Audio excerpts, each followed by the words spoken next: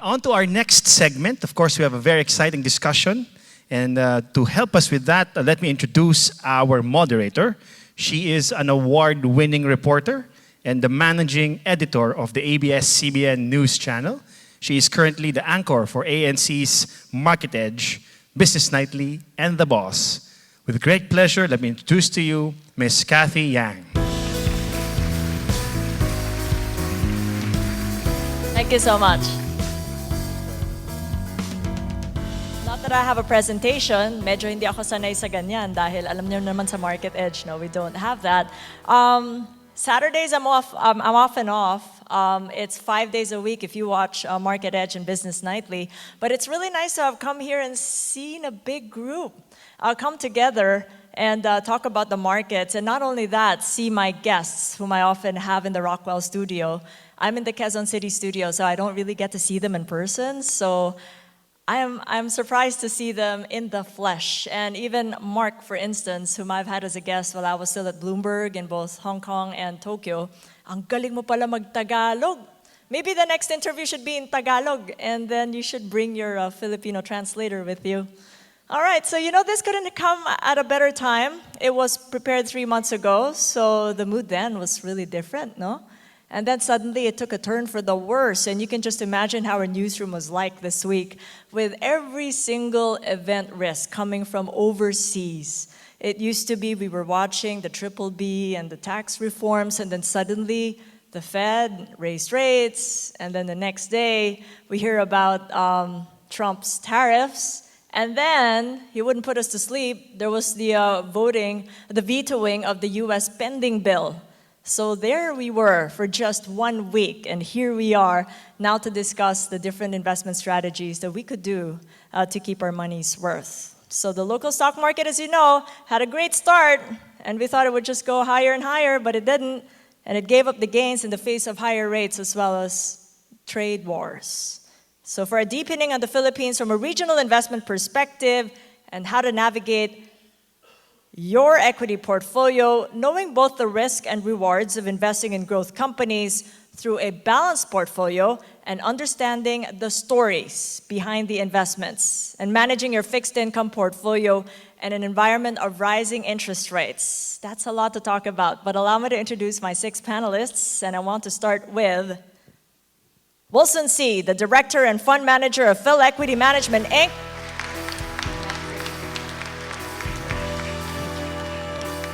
He's a stock market veteran. You know, even before I went overseas to do my international journalism, he was already in the markets. 40 years of experience in equities as a stockbroker and fund manager. Please, on the second seat, Wilson. Thank you. Yes. And Philip Hagedorn, the Chief Investment Officer of ATR Asset Management, with more than 30 years of experience in equities and asset management. Mike Enriquez, Chief Investment Officer at Sun Life Asset Management, Inc., primarily accountable for the portfolio strategies for the life insurance and various mutual funds managed under the group.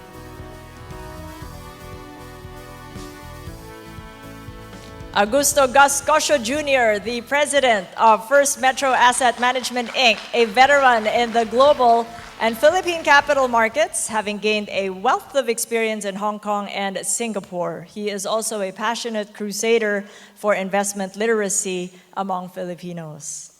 Jose Maricem Valmayor, the Chief Operating Officer of BPI Management, Inc., in charge of managing ALFM funds, the group with the largest mutual funds assets under management in the Philippines. And finally, Jacqueline Sie, the Associate Director of Market Strategy and Investment Advisory of AIA Group, the parent company of Philam Life.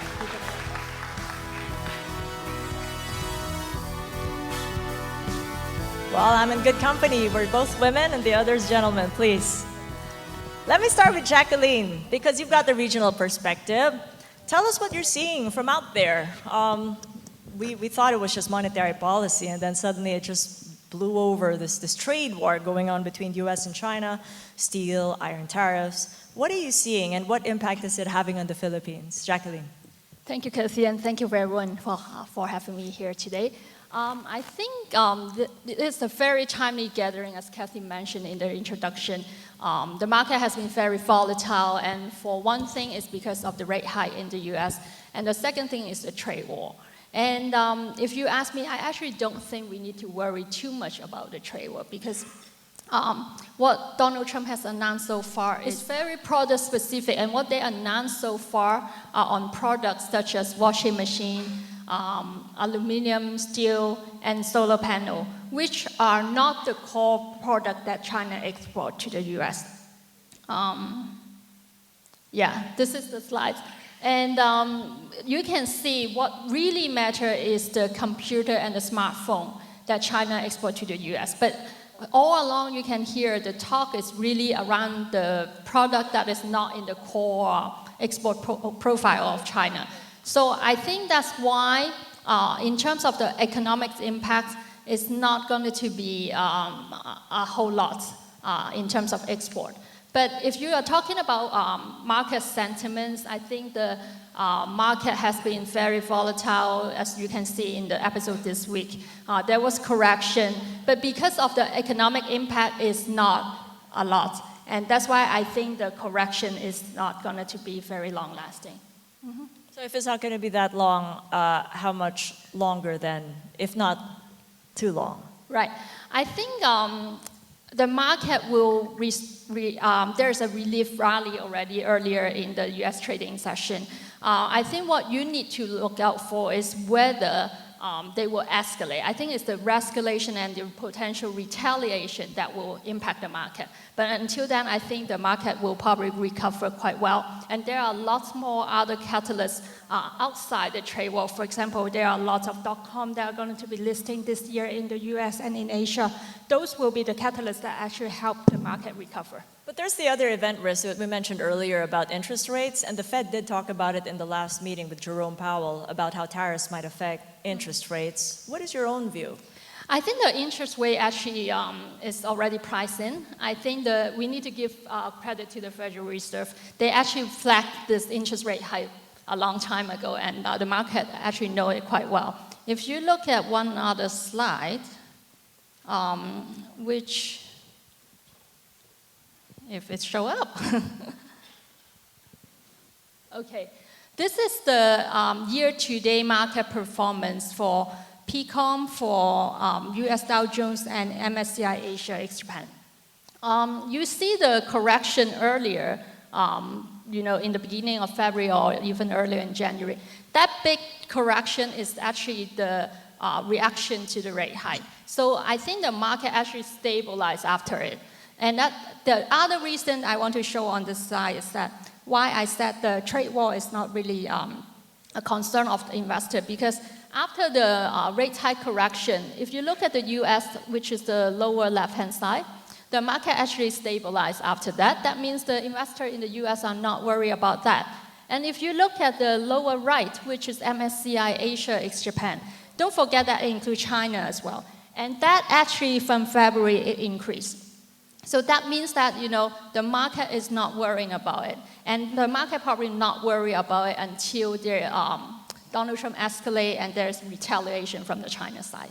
So how does the Philippines compare then with the rest of the ASEAN, for instance? Because we talked a lot about valuations and how we used to be really expensive, but now not quite so. Yeah, I think there are two elements to that answer. First is that on the economic front, Philippines is actually doing quite well and probably doing better than the other markets. Because there are two catalysts I see that will be unique to the Philippines. One is the infrastructure spending probably will pick up this year. The second thing is probably tourism. Tourism has helped Hong Kong a lot, has helped Thailand a lot. I think, this is time for the tourists, especially the Chinese tourists coming to the Philippines. Yeah. I wanted to get the thoughts of Wilson at this point, because you've been in the markets for so long a time, and you've seen all the cycles, the ups and the downs. I mean, tell me what this week was like. I mean, give us some perspective, because it was really miserable from our end, just seeing all the reds and trying to make out what the charts are telling us. But then, we give us some perspective and maybe some enlightenment. Well, it's going to be, I think I have a chart here. I think basically what's been happening, it's okay. I think I have somebody there who's going to It's the fear of the unknown. Of the what? Unknown. Unknown, okay. What's going to happen? Because, what we're having here now is a trade war, possible trade war, and possible retaliation coming from China. If you don't know what's going to happen in the future, how China will react, what products or what will they put the tariff on, what Trump is going to say, these are things that actually will cause volatility in the market. Uncertainty actually causes the volatility. It's not a trade war, but the fear of the unknown. You don't know what's going to happen the next few days, next week or so. So at that moment in time where you're an investor, stay away. So you stayed away this week? Stand aside first, Kicked off your shoes? stand aside, find out what's happening, and see and if you're still making money, some people are taking profits. That's what's happening now. If you have a short-term view, but if you have a long-term horizon, then you assess whether what is your risk tolerance, what's your time horizon. You can probably invest. From what we know, how would you advise clients now? So many fears of the unknown. But let's work with what you know. Well, that's why we ask clients to investors to assess. What is their make your own review. What is your risk tolerance? What is your time horizon? Do you have the proper asset allocation? And whether you invest at a time wherein you can sleep soundly. I mean, during our investors forum also here, somebody came up and said that, I haven't been sleeping the past few days, the market is correcting. And so it was, I think the woman was there. And Are you here in the house? I don't know. I hope you've gotten it was a sleep Phil now. Equity client and said, if you do, I would advise you to probably sell because your health is more important than your money. But, so assess your own risk tolerance. If you do not have the tolerance for this kind of volatility, I mean, probably reduce your asset allocation to equities. Let's talk more about the Phil Equity Fund. It's an interesting performance. It's had the best actively managed fund in 2017.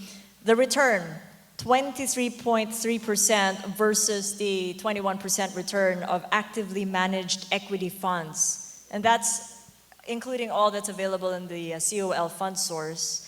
How did you manage to outperform your peers?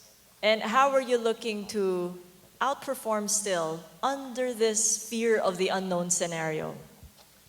I don't know whether I have a chart here of our performance on a year-on-year basis. Do we have it? No, not this one, but how our markets fared during bad times. I think. Yes, because you've gone through. I don't know. We have one I don't know if global it's crisis there. and one Asian financial crisis. Maybe those. Yeah, two there's points. the 2008 financial crisis, anyway, this is not the chart that I'm looking for, but the chart wherein we have a year-on-year basis. But what we're going to say here probably is what the timing, the time horizon. That since we called the bottom, I think I wrote a book, that opportunity of a lifetime, and we said that we hit the bottom on March 6, 2009, 666 on March 6, 2009. We've had several corrections, actually. We had the Arab Spring, wherein the Middle East was in turmoil. Then we had the QE tapering and Yolanda happening. We've had the political noise at the start of the Duterte administration. But all these things actually happens and cause a correction. But nevertheless, after a correction, what we're seeing now is a trade war, the uncertainty. But after all of these, actually, the markets actually react positively. So it's what's important is really the time horizon. You have time, you have longer time in the market, your investment horizon is longer, then you can withstand all these risks and corrections. Do you think we'd have a deeper correction? Looks like this one? What we're witnessing. I think the Dow last night dropped another 400 points after 700 points on Thursday. And as you see, at the chart of the slide of Mark Matthews, no, the Philippines actually the worst performing market, no, based Have you on. changed your targets yet? For how much We're- lower it can go? Well, we're now at support, no? 7, 9, 8,000, but you never know. You know, as I said, uncertainty, the fear of the unknown. We don't know what Trump is going to say, what Xi Jinping will say. You know, Trump is another character. No? But you still think it will be a mere correction, not a consolidation or maybe a bear market? Well, we've had actually a deeper correction. No? So, well, you see the picture of Trump and Xi Jinping, but it's a volatile. Trump is a very volatile person. No? Xi Jinping is very powerful now. I think if I had to put a bet, the U.S. will lose against China. No? I mean, I think at this point of their economic cycle. No? But you never know what's going to happen, and that's what's causing. And you know, I myself, no, I don't think anybody can predict how deep a correction can be, what the President Trump will say, what Xi Jinping will say. Last night, I think yesterday, they mentioned they will retaliate by putting 128 products coming from the U.S. that put tariffs on. All right, so we have more questions and answers now, but Yeah, that's okay. I mean, the fear of the unknown is always there. It's always a given, diba? Maybe we should go to Phil, because you've always been interested in growth companies. In this kind of environment, would that still be the way to go? Go for growth companies, Phil?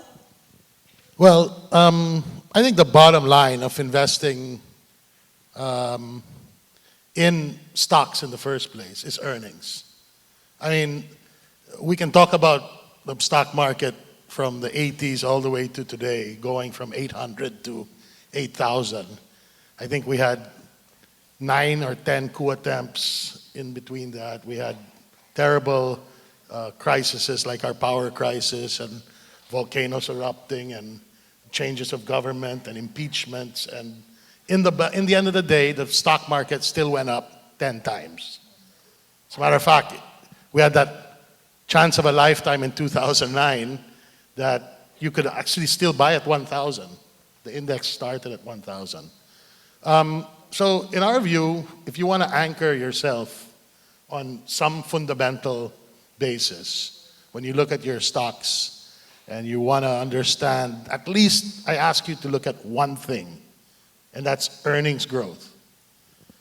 If your company, the company that you're buying, has a chance to grow those earnings, the stock is going to go up over the long run. I don't know if it's going to go up next week. Maybe not. But that gives you a much more clear framework to work with when to attack the stock. Because if you are focused on that and you think that the opportunity to buy my stock on the cheap based on where I think earnings are going to be, then you can sleep at night and wait for your price. Or it also gives you an idea that, hey, my stock might be a bit too expensive based on where I think the earnings focus is going to be. The stock market was at 9,000 45 days ago, and we've lost more than 10%. Nothing has changed. We are still in a bull market, number one. And number two, I put this slide up because I think it's 10,000 and beyond based on where the Philippines is today and what the major opportunities that are being put on the table and who will benefit. I mean, we're going to spend money like first of all, there's a lot of skeptics, and I think many people don't believe that this is really happening. But let me tell you, it's happening. The first ODA was signed already. People were skeptical about ODA. It's signed.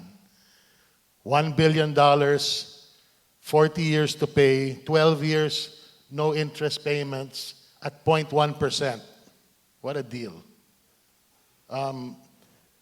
Soon we'll hear about the airport of Metro Manila, I hope, before the middle of this year. Soon we'll hopefully hear about an ODA with China, which would be the second one. If we spend 7 trillion pesos over the next 4 years, our GDP will grow above 7%. We will have foreign direct investment coming into the country like we've never seen before. And there will be sectors in the market that will experience higher than ever earnings growth. And if you want to bet against that, good luck. I guess that's all I want to say. So when you look at the sectors, and we kind of put some sectors up here, obviously consumer companies we think will do well because wealth is being created. Filipinos are getting wealthier. The reason the government changed the inflation basket was because the lifestyle of Filipinos have changed in the last 6 years. And it has to better reflect that. Construction companies, they have to make money in this cycle. Cement companies, they've been sold down so low. But I'm going to tell you, cement demand is going to rise over the next few years. Property companies, forever making money. But you know what? They're going to continue to make money because they're going to be the beneficiaries of infra. Already buying strategically, already building ahead of this infra coming up. And I think the banks as well. As more people get wealthier, more people, interest rates will be moving higher, they'll be making more money. So if you look at just those 4 sectors, and there's many, many companies in those 4 sectors, and anchor yourself on, sino ba kikita dito? That's who you want to buy. And this might mean not the opportunity of the lifetime, but second bite of the cherry, as they say. Yeah, I like the optimism there, Phil, but the 7 trillion in spending, 7% growth, but wasn't that yesterday's narrative or last year's narrative? Because right now when I talk to the analysts, some of them say, I'm getting impatient. Where is the execution of these infrastructure projects? Well, those guys are not doing the work. They're not going and seeing that it's actually happening.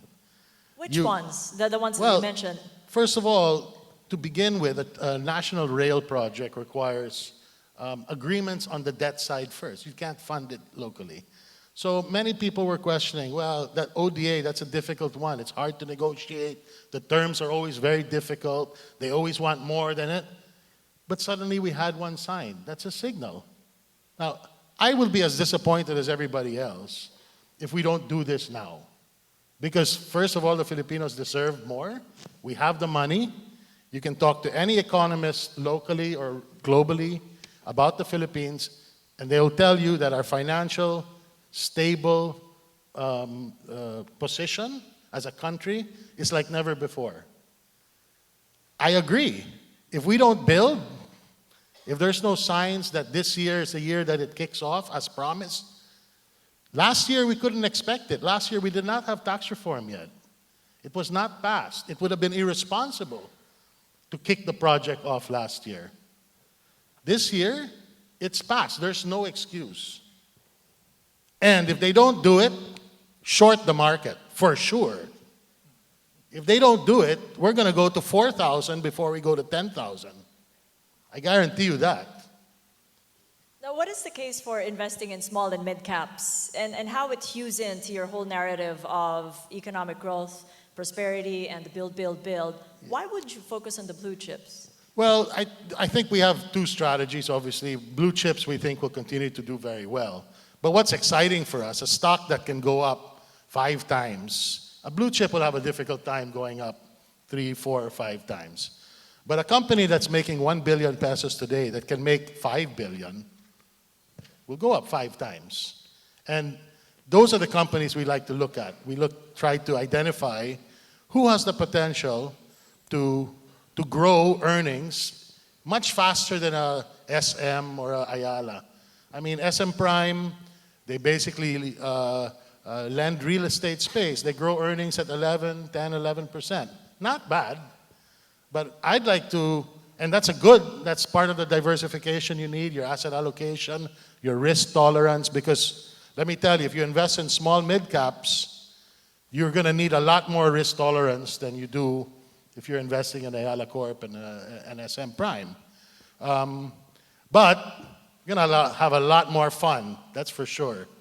And and if you can look at some of these companies and try and understand how they're making money and who can grow fast, then I think you're going to get some winners. Yeah, I hear some laughter in the audience. I mean, did you make money at all? I mean, why are you laughing?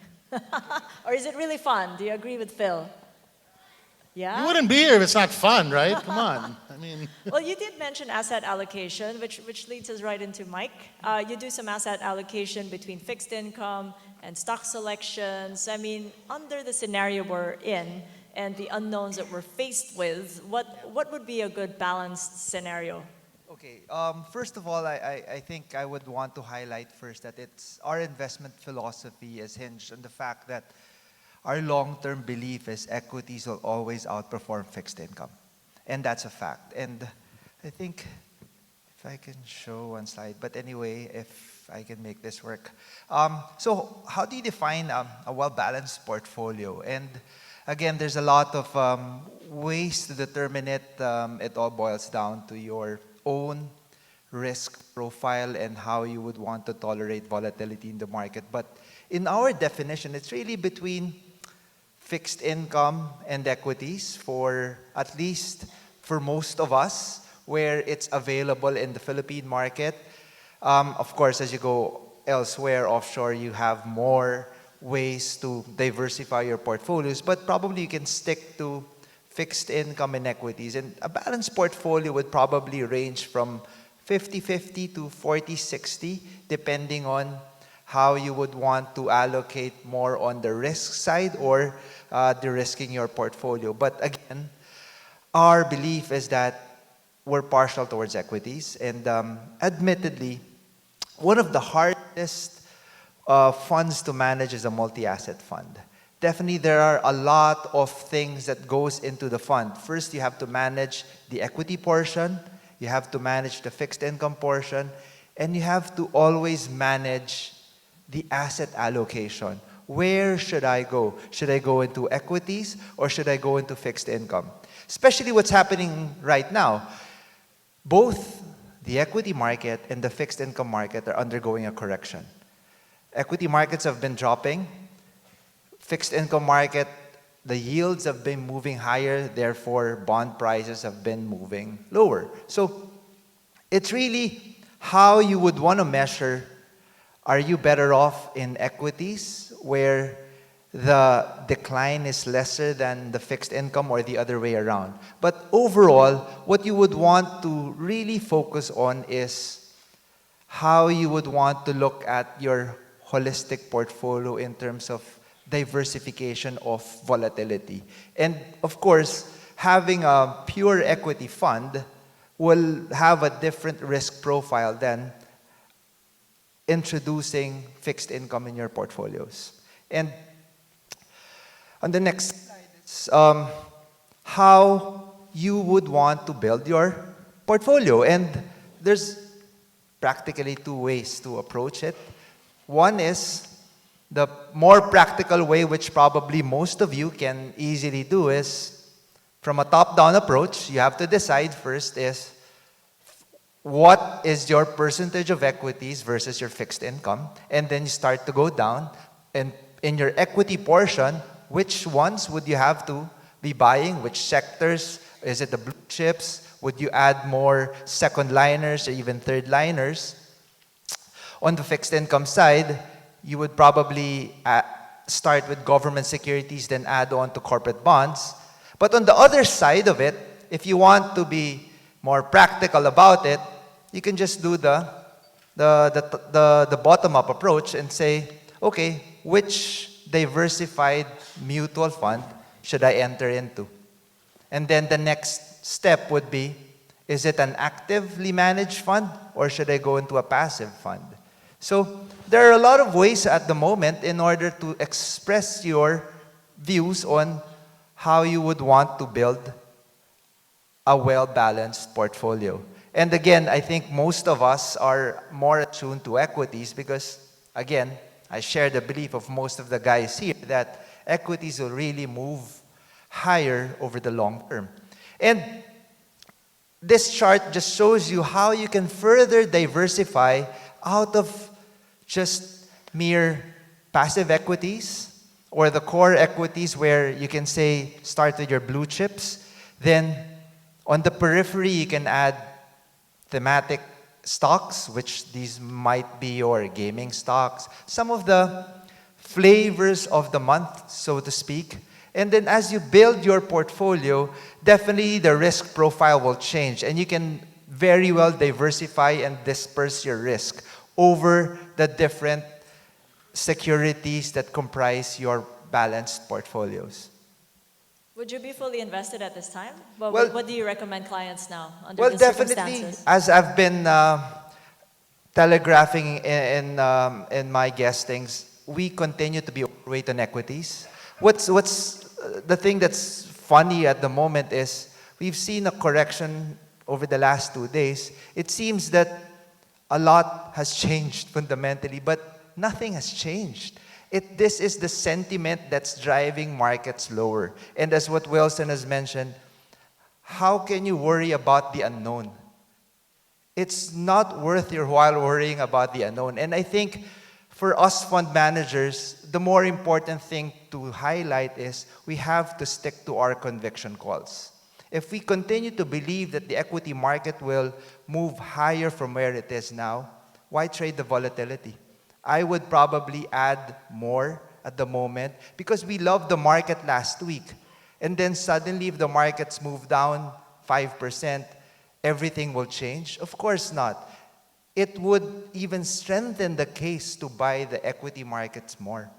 But that would depend on the time horizon. I mean, what your risk profile is. I mean, would you like to invest now and see it fall and feel really bad about it and not get a night's sleep?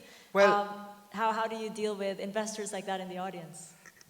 Admittedly, as us fund managers, even us cannot predict where the market will be tomorrow, next week. It would be difficult to time the market. And again, we call ourselves investors. And investors, as investors, we want to create wealth over the medium to long term.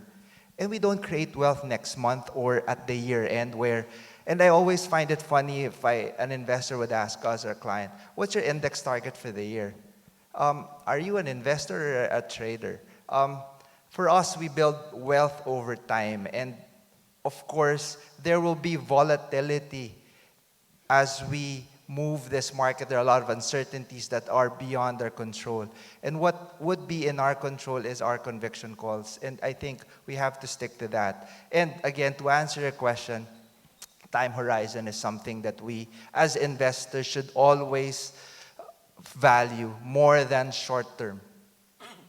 No, Gus, tell me the stories. I mean, you often go on the show telling us the stories that go behind the reasons why you support this particular investment theme. How is that changing now, the narrative that you share with clients as we're seeing all the unknowns unfold in 2018? Unknowns will always be unknowns. We don't know what's going to happen tomorrow. We wake up in the morning and hope that it's going to be a bright day. And then it rains. But whenever I see somebody like Kathy, the sun's always shining, right? Yeah, and then the Dow and the S&P and the Nasdaq are down, no? All the arrows are red. I don't know if people still like to watch. All the arrows are red. But let me bring you to a time when everything was really bad. And this was 2009, in the first quarter of 2009. And I remember, my chairman, he called a lot of people together. I mean, really, big shots. We gathered in a room, and everybody was saying, hey, this is really bad. This is going to go lower. This is, we should be all in cash and not take any risk whatsoever. And there were two voices in that gathering of about 12, 15 people. That's myself and a gentleman named Toto Cruz. He's one of the stockbrokers. I think you know him. Everybody knows him. And he was saying, no, this is the time to get in. This is the time to get in. And I have a chart there, that tells you that Universal Rubina was what? Universal Rubina was 5 pesos and 90 centavos. Can you imagine? 5 pesos, what is it now? 150. Or JG Summit was 1 peso and 80 centavos in January 2009. And I remember I was invited to speak at an Asian Pension Summit somewhere in Hong Kong, nice place called the Gold Coast. And the topic they gave me was opportunistic investing. And this was in April 2008. And essentially I said, if there's any great opportunistic theme that I could tell you right now, it's by these companies. I showed them Universal Robina, JG Summit, Aboitiz Power. Like Aboitiz Power was like 3 pesos then, Metrobank was something like 19 pesos then. And this is really before any dividends were given out in the last 8 or 9 years. See, the thing is, when things really look bad for equity, for people who really like the equity markets, it's really the great opportunity to make money. It's really a great opportunity to invest and derive returns that are quite exceptional in going through the next period. I went through the last 5 years since May 2013. Why May 2013? Well, that was the day, I think it was May 1 or April 30. That was the day when we got rated to be investment grade. Wow, such a good news, right? But what happened after May 1? The market went down 23%. From that to the trough, sometime, I don't know, maybe closer to the fourth quarter of that year. What happened after that? From that trough to sometime early or first or second quarter 2015, it went up 40%. So you lost 20, gained 40. Not bad. And that's if you were riding it from peak to trough. Again, between that peak of 8,100 in 2015, it went down to, was it 6,000 or so, 5,800, sometime in 2016, late 2016. But then between that trough and the peak that we saw recently, that's another 40%. So you can see it goes up and down, it goes back and forth. Sometimes you can't sleep, but me, I sleep soundly every night. But how can you tell the pivot? I mean, the point where there is a turn before anyone sees them. You can never tell that when there's a turn. Especially in the 2009 financial crisis. Especially in 2009. What were the variables in constance there? Well, what I saw then was an upturn in global liquidity. There's an upturn in global liquidity. Right now, there's really no problem in domestic liquidity. There's probably going to be a problem in global liquidity. And that's why you're seeing some exodus from foreign funds. But locally, if you ask me, we were able to absorb all that foreign selling over these last 20 days. And what does that tell you? We looked at the monetary aggregates, M3 here, M2 plus economic growth, TDF levels, tells us that there's enough local liquidity.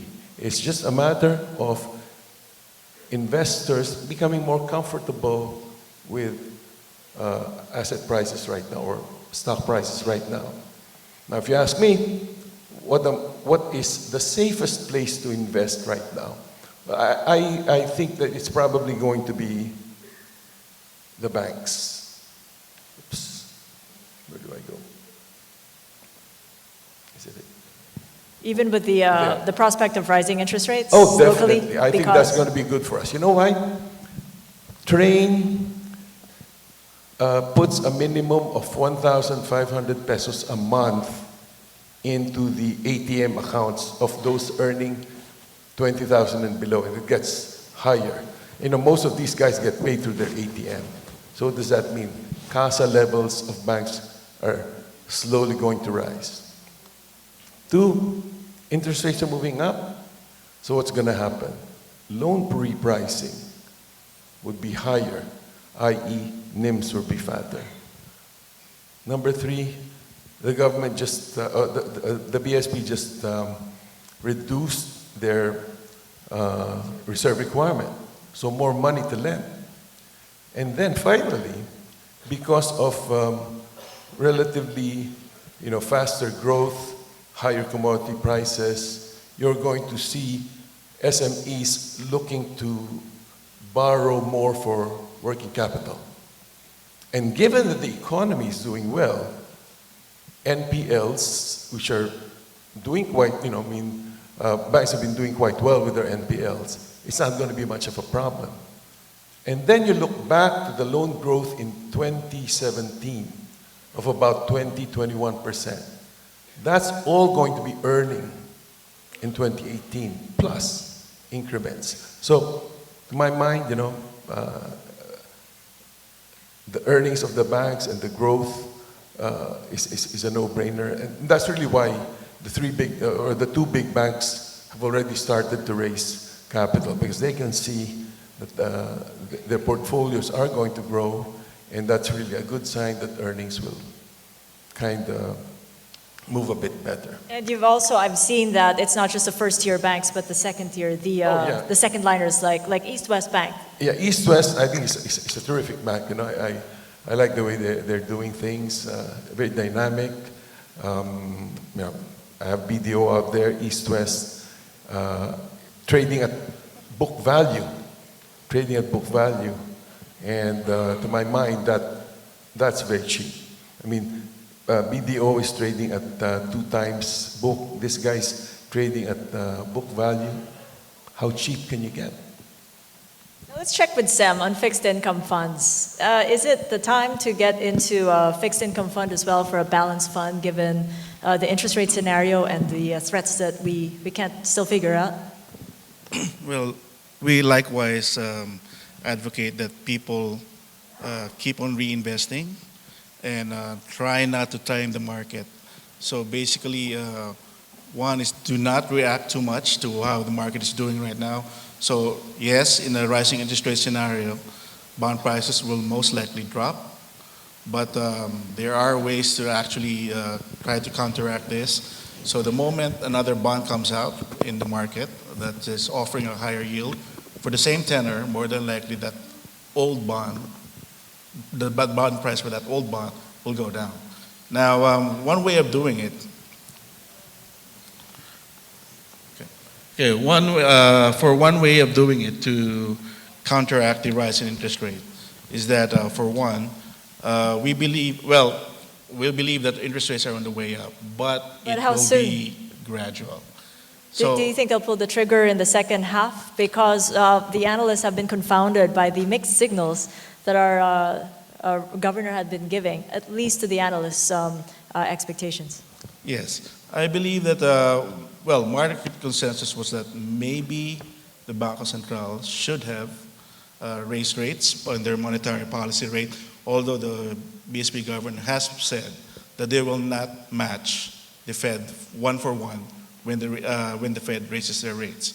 So they believe that most of the market already believes that the Fed or Federal Reserve will raise rates by 2 or 3 times this year. They've already done one last Thursday, and the Banco Central had their own meeting on that same day and decided to keep rates steady. So although we may not see the same rapid rate of increases as in the US, where probably we may see only one for this rate, policy rate increase for this year. So the threat of higher interest rates based on policy rates seems to be unwarranted. Most likely the raise in interest rates will be quite gradual. Okay, so how do we work this out then on the rise in inflation and interest rates with the kind of assumptions that you have? Okay, so in our case, there are ways for the fund manager to prepare the funds for portfolio for an increase in interest rate. So in an interest rate rising scenario, the first thing you do is you shorten your portfolio duration. So one thing you do is you stay away from the longest term bonds. Do not buy 20 to 25 years. That's one thing, first thing to do. The other one is you can actually reduce your exposure to bonds. And if you do try to do that, you may try to stay away from government securities, try reinvesting into corporate bonds. Corporate bonds usually give a higher yield and have been known to be less volatile than government securities. Those two are the first two things that you can do to reduce the duration of your fund. When you reduce the duration of your fund, you're actually reducing the sensitivity of your portfolio to rising interest rates. A third thing that you can do is actually to embrace the fact that interest rates rising is coming. So just one thing that the fund manager can do is to apply a laddering strategy. When we do this, we are structuring the portfolio to have maturities every year from now on, so that as interest rates go up, we are able to reinvest this at the higher rate, so eventually we are increasing your portfolio yield. And lastly, for the absolute return strategy, basically just as saying that the moment you see a profit, you can take a profit already.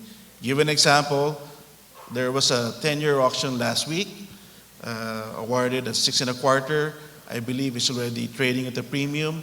The fund manager may choose to take profit and pocket those gains now, rather than try to maybe lose on mark-to-market losses later on. Let's talk about the ALFM bond fund, the peso bond fund. It's the largest mutual fund in the Philippines. For the audience, if you didn't know, it has 61.2 billion pesos in assets as of the end of last year and maintained a stable return profile. Since its launch in '97, the fund hasn't made a negative calendar year. Is that correct, Sam? We'll have to check the figure on that, because Okay. that year that Sir Gus mentioned, Yes. on the Was a critical year. 2013, would that be the taper tantrum as well? I believe there was just the mere announcement of a rate hike in the US. Mere announcement, not really hiking the rates, but people reacted negatively to the news and they started redeeming. And as a result, I believe there was a drop in bond prices back then. So we'll have to check. But in most cases, yes, we've been able to produce positive results, mainly because of the strategies I mentioned earlier. And as you can see, we have actually 75% of the portfolio into accrual or amortized cost. So this is something that we did over time. So if you know, the Federal Reserve rates have been zero for the longest time. So at that time, 3 years ago, there was nowhere to go but up. So we have actually been preparing the LFM peso bonds portfolio for a rising interest rate scenario since then. So if you just look at it, 75% of the portfolio is in accrual. That means 75% of the bond portfolio's assets will not be negatively affected by rising interest rates. Second is that we've been increasing our exposure to corporates. So from a 40% asset allocation to corporates, we've increased it to 50%, again, because they provide a higher yield and are less volatile than government securities. I'm just very curious now that you mentioned about redemptions in 2013. Have there been any redemptions this week? Given the interest rate rise by the Fed and the unknowns of the trade war. On the peso bond fund, we've seen a little bit of redemptions. How come? For what reason? For one, I believe there's the fear of the unknown. Well, we've not seen, if we've not seen... And not interest rates? Not interest rates. Because we've not seen the same effect as what we're seeing in the equity side. I believe what we're seeing right now in the equity side is, I guess for most investors, much more worrying. You wake up one morning and the Dow Jones is down 700 points. There's nothing like that that you see on the fixed income side. So I would think that I'm just hoping that they're just trying to rebalance the portfolio. But there have not been a lot of redemptions, but yes, there have been some. And what would you advise them? Would you advise them from redeeming their portfolio? I mean, what are you now telling clients to come to you and say, I think I want to redeem? Well, what we usually do is that we look back, tell the client and look back at history. One is to look back at 2013 when they redeemed. And we say that if you had just stayed in the fund, stayed invested in the fund, you would have made your money back and probably doubled your money by staying invested in the fund. So just do not panic, stay invested. In the end, that thing that you're trying to do, which is to increase your cash portfolio, actually your fund manager is already doing that for you. So just leave the fund manager to do his job, and we will try to lessen the volatility of the portfolio and therefore not lose money in the process. Yeah, very reassuring. Thank you for that, Sam.